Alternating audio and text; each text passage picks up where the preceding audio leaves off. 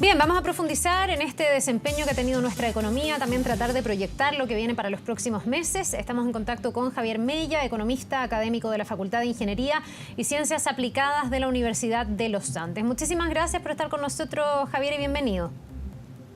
Hola, muchas gracias Carla por invitarme. A ver, lo primero es que yo creo que hay un consenso en que esto era esperable. Se había hablado de un 0 a un 1,5% de crecimiento. La pregunta es cómo lo vamos interpretando. Ayer el ministro de Hacienda decía que esto era el ajuste lógico que tiene que tener la economía y que esto también va a permitir ir bajando las presiones inflacionarias. ¿Cuál es tu mirada de este crecimiento que obviamente en un contexto normal no sería muy bueno? Un 1% es poquito.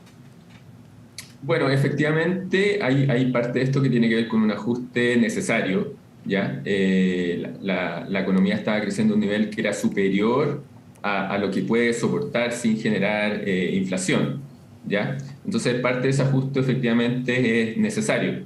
Lo que preocupa un poco es que todavía, por ejemplo, estamos bajo en el nivel de empleo, ¿ya? El empleo no se ha recuperado a los niveles previos a la pandemia. Y por lo tanto que el crecimiento se esté frenando, e incluso con cifras negativas en la variación desestacionalizada, la variación mes a mes. Entonces eso es un poquito más preocupante. Javier, eso significa en el fondo que si como país no te pilla tan sano el mercado laboral y te pilla con desempleo, cuando empiezas a crecer menos o decrecer, ya te voy a preguntar cuál es la proyección, es mucho más difícil que se puedan generar nuevos empleos, es decir, hay más probabilidades de que la gente que hoy día no tiene un trabajo siga sin trabajo.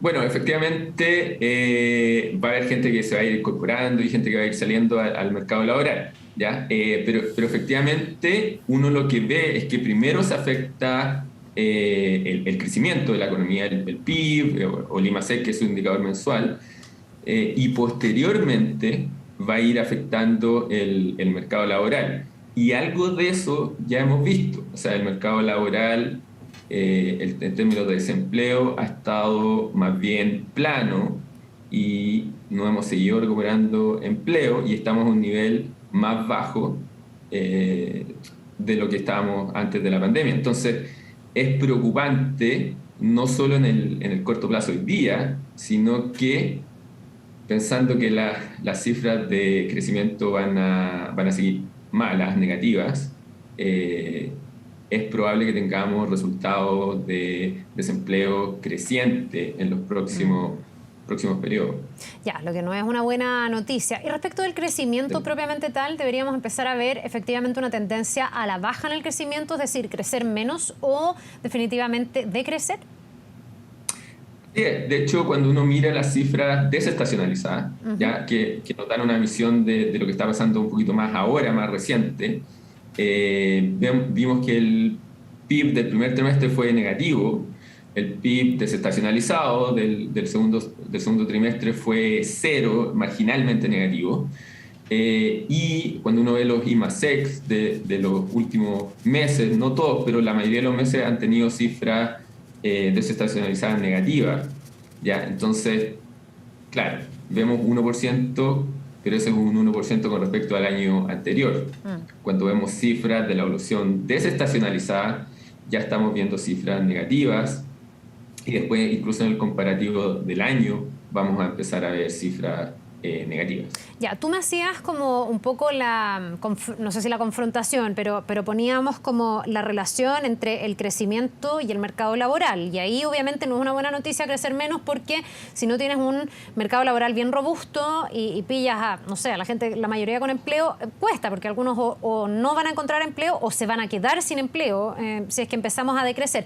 Pero cuando hacemos esa misma ecuación con la inflación, ¿tiene algo de positivo el que crezcamos menos y de alguna manera se empieza a enfriar esta economía que venía sobrecalentada y con unos niveles de inflación súper disparados, a récord históricos? ¿Ahí hay una compensación o no? Bueno, si uno quiere mirar como dice, el vaso medio lleno, el lado positivo vendría siendo que las cifras de inflación deberían tender a la baja ya hacia fines de año. A la baja, una tendencia, eso no significa que no estamos cerca ni vamos a estar cerca de volver al rango meta del 2 a 4%, ¿ya? Pero sí, efectivamente va a haber una, una menor demanda, hemos visto que el consumo ha venido bajando y eso por supuesto va a generar cierta holgura en términos de disminución en la inflación. Así que sí, además, bien importante también es lo que va a pasar con el tipo de cambio. Mm. Ya, entonces ahí también es como un signo de interrogación bien grande de lo que pueda pasar en los próximos meses. Si efectivamente seguimos con un peso fortaleciéndose un poquito con respecto a lo que estaba en los periodos anteriores, uno podría esperar baja qué sé yo, en 3, 4 semanas, un mes en la benzina y eso ya ayuda bastante. Eso decía ayer el ministro, que me imagino que es una muy buena noticia para los usuarios, para los consumidores. Ahora, no sé hasta qué punto ser pesimista respecto de lo que viene y quiero pedirte a ti esa dimensión, porque en el fondo lo que uno ve es que tú dices, sí, la inflación va a empezar a bajar, pero está tan alta que todo lo que se demore en bajar, de acá que llegue al 3%, que es el promedio del rango meta, a lo mejor se va a demorar bastante. Y por el otro lado, vamos a ver una economía que según todos los expertos va a crecer menos. Entonces eso nos pone, pareciera ser, en una ecuación que es bien compleja de cara a la situación personal y de cara a la situación país, porque son dos escenarios difíciles cuando se juntan. Cuando creces poco, pero además hay alta inflación, va a seguir siendo alta por más que vaya a la baja. Efectivamente, es un escenario bastante negativo. La inflación efectivamente va a tender a bajar, pero no va a llegar a estos rangos metas en un tiempo corto. ¿Ya? Eso no va a pasar, especialmente porque estamos en una economía que está bien indexada a la inflación. En términos de, hay muchos contratos 9F. Uno lo que ha visto, por ejemplo, es que muchos de los contratos de arriendo nuevos ya se están haciendo en UF, algo que era muy marginal. Sí. Entonces, eso le va a pegar. Y por el otro lado, menos crecimiento, que a la larga genera, por supuesto, menos recaudación tributaria, por ejemplo. Y por otro lado, se demora un poquito más, pero empieza a afectar también el mercado laboral. Y lo complicado del mercado laboral es que afecta a mucho más, por razones obvias, a quienes se quedan sin empleo. Entonces, ahí hay una complicación como bien fuerte, porque está bien concentrado quiénes son los más afectados cuando hay alzas en el desempleo. ¿Qué medidas pueden ir tomando los distintos organismos, desde las autoridades de gobierno, el Banco Central, como para poder mejorar un poco el panorama? Porque tengo la impresión de que igual están en una ecuación que es súper compleja, es súper delicada, porque en el fondo se dice hay que enfriar la economía para bajar la inflación, pero al mismo tiempo que se enfría la economía empieza a crecer menos, se puede afectar el empleo. Entonces a lo mejor uno diría, entonces traten de reactivar la economía, pero si tenemos, no sé, más consumo, etcétera, podemos volver a elevar la inflación. Entonces, aquí hay como una serie de factores que afectan una ecuación que parece ser bien delicada. Entonces, no sé cuál debería ser la forma de enfrentar este escenario que viene. Sí, la verdad es que si uno mira, por ejemplo, lo que ha venido haciendo el Banco Central, donde el objetivo principal del Banco Central es el control de la inflación, efectivamente ellos tienen pocas herramientas ya. O sea, han ido subiendo las tasas, probablemente ahora en la próxima semana vamos a ver una nueva alza en las tasas de interés porque la inflación todavía no está bajo control. Y también han intervenido el mercado cambiario, han estado vendiendo dólares y haciendo otro tipo de operaciones para tratar de controlar eso.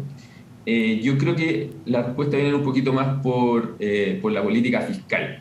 Por la política fiscal, y también hay que decirles un poquito a los políticos también que se pongan un poquito de acuerdo en temas de reformas que pueden ser necesarias, pero hay que ir haciéndolas bien.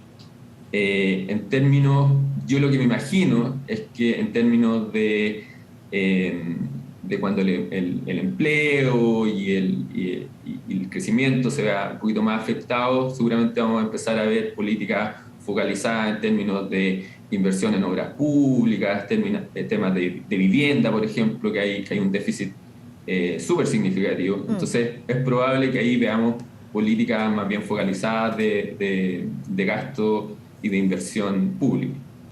Ya, y esto también para apuntalar al empleo, etcétera. Ahora, tú hacías alusión al mundo político, claro, y inevitablemente la política está súper ligada a lo económico y viceversa. Tú hablabas de reformas, hoy día está la reforma tributaria sobre la mesa, está la reforma a las pensiones, está el plebiscito también. Yo me imagino que todo esto tiene incidencia en cómo se comporta nuestra economía. Pasando el plebiscito, pase lo que pase, el ya tener una determinación, como un desenlace, aunque sea momentáneo, porque si gana la prueba va a ser más definitivo, va a ser implementar el nuevo texto. Si gana el rechazo, de todas maneras, la incertidumbre se va a extender un poco más porque hay que buscar un nuevo camino. Pero al menos se va a cerrar una etapa. ¿Eso debiese ser positivo para la economía?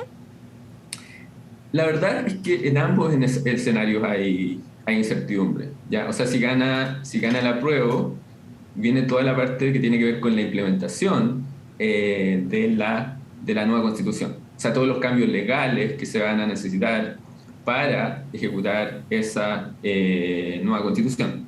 Y en el caso, obviamente, que gane el rechazo, seguimos con qué es lo que se hace y probablemente esto va a terminar con un nuevo proceso, convención constituyente, etcétera, quizás en distintas formas, en distintos formatos, pero un proceso relativamente extenso también. Ya, perdón, ¿y esa incertidumbre afecta mucho a la economía y cómo ves que se introduzcan reformas que pareciera ser son súper necesarias, están comprometidas además, pero que sí tienen un impacto como claro, porque estamos hablando que todas cruzan lo económico? La reforma tributaria, ¿para qué decir? Es la piedra angular para poder sustentar una serie de derechos sociales que están hoy día comprometidos en el programa de gobierno. La reforma a las pensiones, que también va a tener un impacto en el mercado del trabajo, por ejemplo, cuando se habla de una cotización a cargo del empleador. Muchos dicen que eso se va a traspasar necesariamente a los sueldos, etcétera. Y tenemos también el proyecto de las 40 horas, donde ya por lo menos hay un consenso en que va a ser bien gradual, pero también le introduce modificaciones al mercado del trabajo.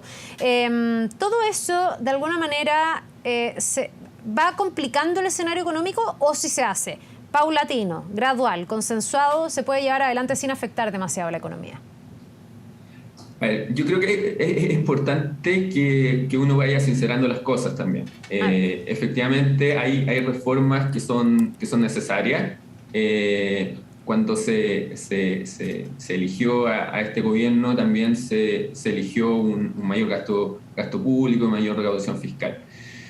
El tema es que una recaudación, por ejemplo, la reforma tributaria, se habla del 4%, son cambios bien significativos.